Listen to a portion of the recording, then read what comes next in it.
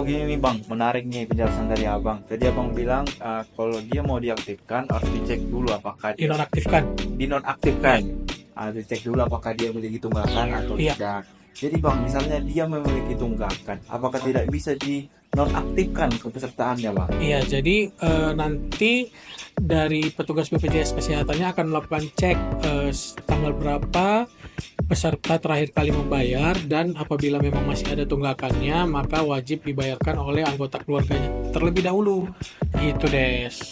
Jadi iuran yang wajib dibayarkannya adalah sampai dengan bulan terakhir dia. Tutup usia, Iya, itu ya Bang. betul, gitu, Des. Bukan berarti kalau tidak dilaporkan terus dibayar sampai. Iya, kalau dia tidak dilaporkan, tunggakannya kan memang jalan terus. Tapi nanti ketika dilaporkan meninggal, disesuaikan kapan dia bulan meninggalnya. Oh. Nah, nanti yang sudah lewat nanti akan disesuaikan, Des, gitu. Nah, gitu teman-teman semua. Nah, itu kalau untuk yang mandiri. Kalau yang dari badan usaha, dia wajib melaporkannya ke PIC RO-nya tadi, supaya kalau dia peserta atau sebagai pekerja, supaya iurannya tidak akan menggulung ke bulan berikutnya, Des, gitu. Nah, gitu teman-teman. Informasi yang sangat luar biasa nih dari Bang Hakim. Lanjut lagi kita tuh, masih udah ngantuk nih Bang. Wah, kalau kita sih nggak ada ngantuknya 24 jam, Des, kalau ngasih informasi nih. Karena gimana moto kita Bang? Mudah, cepat, setara. Melayani dengan hati. Mengabdi untuk negeri. Yoi guys. Jadi kita lanjut lagi nih Bang Lanjut. Kim. Oke Bang. Tadi kan Bang penonaktifan untuk peserta yang meninggal dunia. Jadi Bang, kalau untuk pengurangan keluarga, ya contohnya dia menikah atau mohon maaf dia cerai, gimana tuh Bang mekanismenya Bang? Oke, kalau yang untuk perceraian, administrasi yang diperlukan adalah tadi surat atau akta perceraian yang dikeluarkan oleh pengadilan.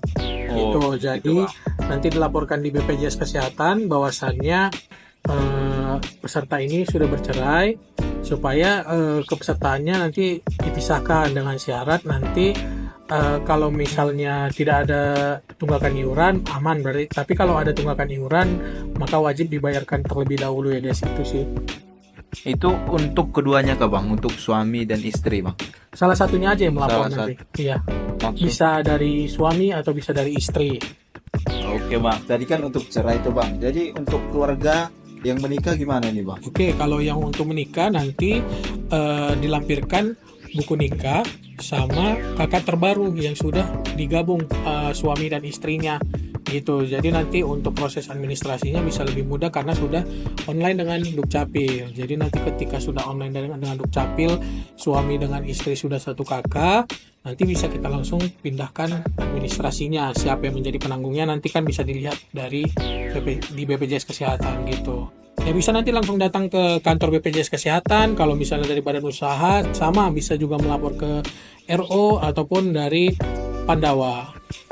Oke Bang, kita lanjut lagi nih pertanyaan selanjutnya Bang. Jadi gini nih Bang, ada teman dia terkena PHK nih Bang. Dan dia nanya gimana sih ketentuan mengenai penjaminan bagi pekerja yang terkena PHK itu Bang? Oke, ini terkait PHK ya, atau pemutusan hubungan kerja. Jadi kita ketahui PHK itu adalah pengakhiran hubungan kerja karena suatu hal tertentu yang mengakibatkan berakhirnya hak dan kewajiban antara pekerja dan pemberi kerja berdasarkan undang-undang. Oke. Nah, untuk PHK itu tersendiri ketentuannya yang mengenai ketentuan peserta PPU yang mengalami PHK itu bisa memperoleh hak manfaat jaminan kesehatan paling lama 6 bulan sejak ia di PHK tanpa membayar iuran berdasarkan peraturan Presiden nomor 59 tahun 2024 terkait perubahan ketiga atas peraturan Presiden nomor 82 tahun 2018 tentang jaminan kesehatan, di mana PHK yang sebagaimana dimaksud pada yang tadi saya sebutkan adalah dibuktikan dengan bukti diterimanya PHK oleh pekerja dan tanda terima laporan PHK dari dinas daerah, kabupaten, kota yang menyelenggarakan urusan pemerintahan di bidang ketenagakerjaan. Itu ketentuan yang pertama. Lalu perjanjian bersama dibuktikan juga dengan perjanjian bersama dan tanda terima laporan PHK dari dinas daerah, kabupaten, kota yang menyelenggarakan urusan pemerintahan di bidang ketenagakerjaan atau akta bukti pendaftaran perjanjian bersama, atau dibuktikan dengan petikan atau putusan pengadilan hubungan industrial yang telah mempunyai kekuatan hukum tetap. Jadi bukti yang tadi sebagaimana sudah dimaksud disampaikan oleh pemberi kerja ataupun pekerja ke BPJS Kesehatan bisa melalui RO tadi gitu.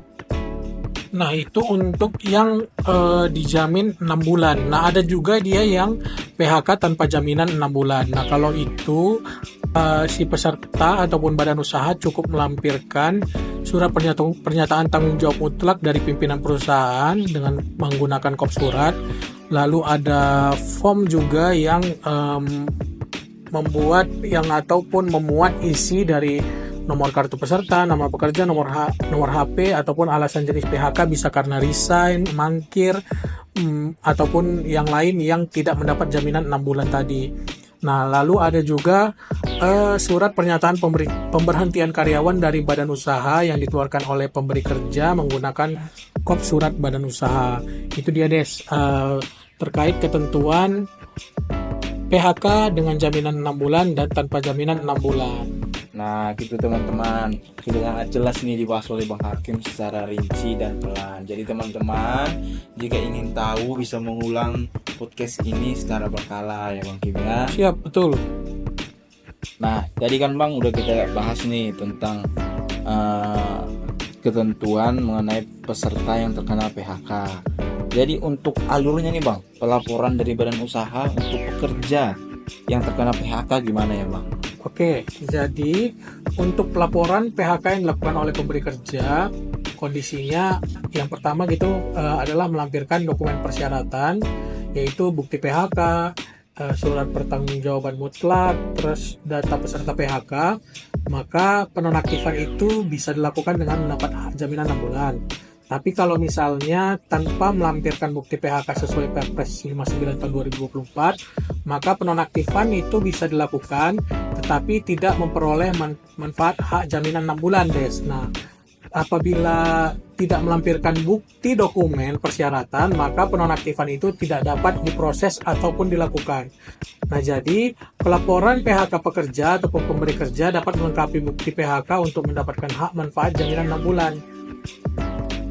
Dan apabila pelaporan PHK yang dilakukan oleh pekerja tanpa melampirkan bukti PHK sesuai Perpres, maka pengajuan penonaktifan tidak diproses ataupun ditolak. Mungkin gitu kurang lebih alurnya ya Des. Oh gitu ya Bang. Nah gitu teman-teman semua. Jadi gini nih Bang, misalnya kan seorang itu Bang, sebutlah namanya Jinggo. Dia sudah bekerja di badan usaha. Namun tidak didaftarkan oleh badan usaha itu Bang. Apa yang bisa dilakukan dia Bang? Oke, jadi si pekerja tapi malah belum didaftarkan di BPJS Kesehatan ya? Iya Bang. Padahal sesuai ketentuan dari Peraturan Presiden Nomor 82 Tahun 2018 tentang Jaminan Kesehatan, itu pemberi kerja wajib mendaftarkan seluruh pekerja dan anggota keluarganya loh di dalam program JKN. Itu udah kewajiban ya Bang? Kewajiban si pemberi kerja. Nah, jadi apabila memang si peserta merasa belum didaftarkan, bisa melakukan konfirmasi ke kantor BPJS Kesehatan agar dari BPJS Kesehatan yang menindaklanjuti melakukan kunjungan ke badan usaha tersebut untuk ditindaklanjuti pendaftarannya. Nah, apabila sampai dengan waktu yang ditentukan juga masih belum mendaftar, maka akan diberikan teguran sampai dengan nanti kepada sanksi administratif, nanti juga akan ada denda administratif tadi, sanksi tidak mendapatkan layanan publik. Nanti juga akan kita tindak lanjuti sampai dengan wasnaker, kita melakukan kunjungan dengan pengawas tenaga kerja, sampai juga nanti akan di SKK ataupun mediasi oleh Kejaksaan Negeri apabila si pemberi kerjanya tidak patuh mendaftarkan pekerjanya ke program JKN gitu deh. Jadi wajib dilaporkan dulu kepada BPJS Kesehatan agar kita tahu menindaklanjutinya. Oh gitu ya bang. Berarti dapat disimpulkan bang, hak peserta mendapat BPJS Kesehatan dari badan usaha Iya. ya bang. Dan kewajiban badan usaha untuk mendaftarkan peserta atau karyawan ke BPJS Kesehatan. beserta anggota keluarganya dengan melaporkan gaji upah yang sebenar-benarnya. Nah, gitu teman-teman. Gimana nih teman-teman? Hasil Q&A kita hari ini semua sudah kita bahas secara terinci dan jelas teman-teman. Jadi teman-teman yang ingin mengetahui lebih lanjut, jangan lupa terus update dan terus jangan lupa menunggu podcast-podcast kami selanjutnya. Sampai di sinilah PTT hari ini teman-teman. Saya Desprian. Saya Hakim. Selalu sehat dan bahagia.